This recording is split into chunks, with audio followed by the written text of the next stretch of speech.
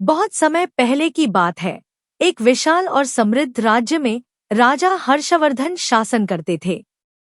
उनके राज्य की समृद्धि दूर दूर तक प्रसिद्ध थी, परंतु उनकी सबसे बड़ी चिंता थी उनकी इकलौती पुत्री राजकुमारी मंदाकिनी। मंदाकिनी अपनी असाधारण सुंदरता और गुणों के लिए जानी जाती थी। वह इतनी रूपवती थी कि उसकी सुंदरता के चर्चे राज्य की सीमाओं के पार भी फैल गए थे। उसके सौंदर्य के साथ साथ उसमें गहन ज्ञान, कर्तव्यपरायणता और संस्कार जैसे अनेक गुण भी थे।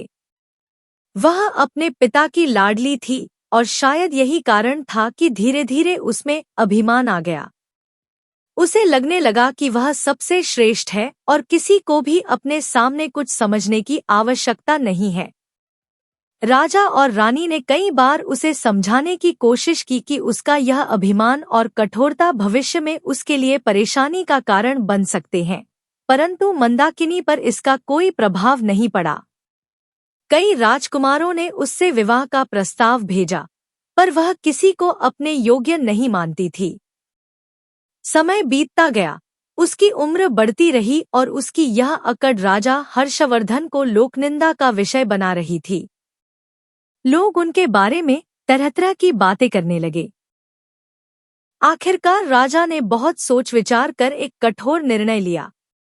उन्होंने राजपुरोहित को बुलवाया और मंदाकिनी का विवाह एक साधारण भिक्षुक से करने का निश्चय किया। एक दिन बिना किसी धूमधाम के एक सीधा साधा विवाह संपन्न हुआ। मंदाकिनी ने विवाह में आंसुओं के साथ अपने पिता को देखा और चिल्लाई, पिताजी, आप मेरे साथ ऐसा अन्याय कैसे कर सकते हैं? परंतु राजा ने उसकी कोई बात नहीं सुनी और उसके पति भिक्षुक को आदेश दिया, 5 स्वर्ण मुद्राएं लेकर यहाँ से निकल जाओ और अपनी पत्नी को भी अपने साथ ले जाओ। याद रखना, अगर तुम या तुम्हारी पत्नी इस राज्य में कभी वापस आए तो तुम्हें प्राणदंड दिया जाएगा।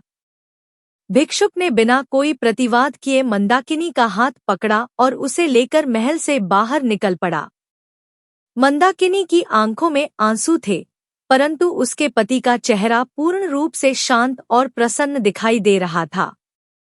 दोनों पैदल ही राज्य की सीमा से बाहर निकले और आगे की यात्रा शुरू की। रास्ते में मंदाकिनी का क्रोध बढ़ता ही गया, परंतु भिक्षुक ने उसकी एक न सुनी। उन्होंने समझाते हुए कहा, यह हमारा नया जीवन है और हमें इसे स्वीकार करना होगा। कुछ दूर चलने के बाद वे एक जंगल के पास पहुंचे, जहां एक छोटी सी फूस की झोपड़ी थी। भिक्षुक ने मंदाकिनी से कहा, यही तुम्हारा नया घर है, अब तुम्हें अपनी जरूरत की चीजें खुद ही जुटानी होंगी। मंदाकिनी को हर रोज जंगल से लकड़ियां और जड़ी बूटियां इकट्ठा करनी पड़ती थी और उन जड़ी बूटियों को उबालकर दोनों भोजन करते थे। यह साधारण और कठिन जीवन राजकुमारी के लिए एक बड़ी परीक्षा था, परंतु उसके पास और कोई चारा नहीं था। धीरे धीरे मंदाकिनी ने इस जीवन में अपने आप को ढालने की कोशिश की, परंतु उसका अभिमान अभी भी बना हुआ था। एक दिन भिक्षुक ने उसे कुछ मिट्टी के बर्तन पकड़ाए और कहा, इन्हें लेकर बाजार जाओ और बेचो ताकि हमें कुछ पैसे मिल सकें। राजकुमारी को यह बहुत अपमानजनक लगा, परंतु विकल्प न होने के कारण वह बाजार पहुंची। वहां उसने बर्तन रखे और खड़ी रही क्योंकि उसे जमीन पर बैठना अपमानजनक लग रहा था। थोड़ी ही देर में एक घुड़सवार राजकुमार उसके पास आया और बर्तनों के दाम पूछने लगा। मंदाकिनी का चेहरा क्रोध से लाल हो गया। उसने उत्तर देना उचित नहीं समझा। राजकुमार ने उसका मजाक उड़ाया और चला गया। वह आहत हो गई और घर लौटकर भिक्षुक को सब कुछ बताया। भिक्षुक ने शांतिपूर्वक उसकी बातें सुनी और कहा, मंदाकिनी, तुम्हें यह काम नहीं आता, अब हम दोनों का निर्वाह कैसे होगा? इसके बाद उन्होंने सुझाव दिया कि वे नगर जाएं और राजा रंग मोहन की पाकशाला में मंदाकिनी को कोई काम दिलवाने का प्रयास करें। मंदाकिनी ने सहमति जताई। वह नगर पहुंची और राजा की पाकशाला में उसे काम मिल गया। भिक्षुक उसे विदा कर कहीं और चला गया। इस नए जीवन में मंदाकिनी का अभिमान धीरे धीरे टूटने लगा और उसने अपनी मेहनत और परिश्रम से पाकशाला में अपनी जगह बना ली। उसकी मेहनत और विनम्रता ने उसे रसोई की अध्यक्षा रंभा कुमारी की प्रिय बना दिया। बसंत पंचमी का दिन आया। राजा रंग मोहन का जन्मदिन था और परंपरा अनुसार सेवकों को पुरस्कार दिए जा रहे थे। मंदाकिनी को भी सभा में बुलाया गया।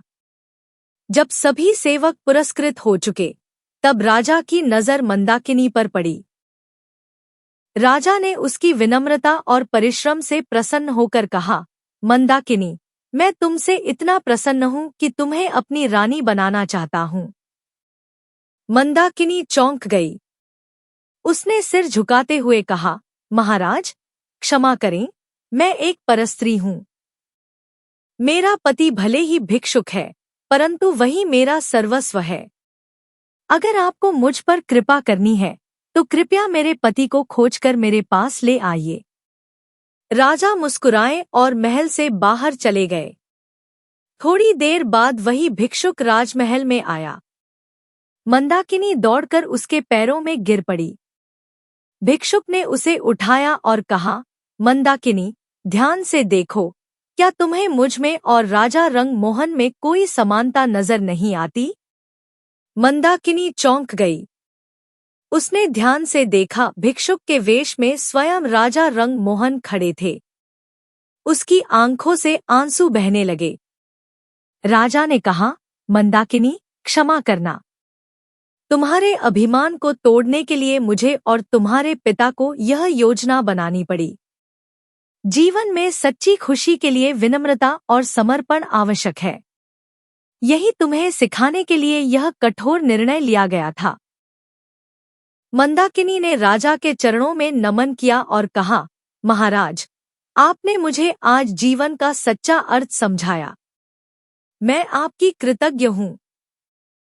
राजा रंग मोहन ने मंदाकिनी को अपनी रानी बना लिया और दोनों ने मिलकर राज्य का संचालन किया। इस घटना ने मंदाकिनी को नई दृष्टि और विनम्रता प्रदान की। इस कहानी से यह शिक्षा मिलती है कि जीवन में अभिमान और घमंड का कोई स्थान नहीं होता।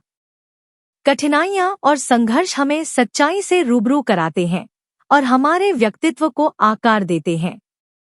सच्चा प्रेम, सहनशीलता और विवेक जीवन को सही दिशा में ले जाते हैं और वास्तविक सुख का मार्ग दिखाते हैं।